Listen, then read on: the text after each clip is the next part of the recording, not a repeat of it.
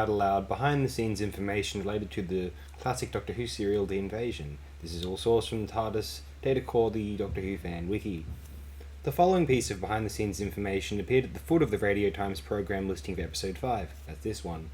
For this Doctor Who story, more filming was done on location than ever before, and the production team were fortunate enough to have the cooperation of both the Army and Air Force on scenes that involved such equipment as jeeps, a transporter plane, a 3-ton lorry, and a rescue helicopter.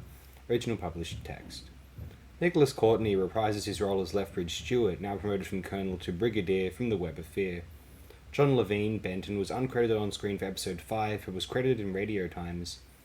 Peter Halliday also provided, uncredited, the voices of the Cybermen in episodes 6 to 8, and of the Cyber Controller, hidden in a concealed compartment in Vaughan's office, in episodes 2 and 5 to 8. Norman Hartley, Sergeant Peters, was credited as Sergeant in Radio Times for episode 8. The actors playing the Cybermen were credited on screen, but not in Radio Times. The driver who gives the Doctor, Jamie and Zoe a lift into London in episode 1 was portrayed by director Douglas Camfield. In the DVD's animated version of episode 1, the words Bad Wolf, the story arc of the 2005 series, are written on Isabel's wall as an in-joke. Also in the animated episode 1, the car that the Doctor, Jamie and Zoe hitch a ride with after the lorry driver is shot has the license plate H2363, which is a reference to the date of the original broadcast of An Unearthly Child, the very first episode of Doctor Who, on the 23rd of November, 1963. Additionally, the animators got Zoe's costume wrong. For the beginning part of the missing episode 1, Zoe would have worn her catsuit from The Mind Robber.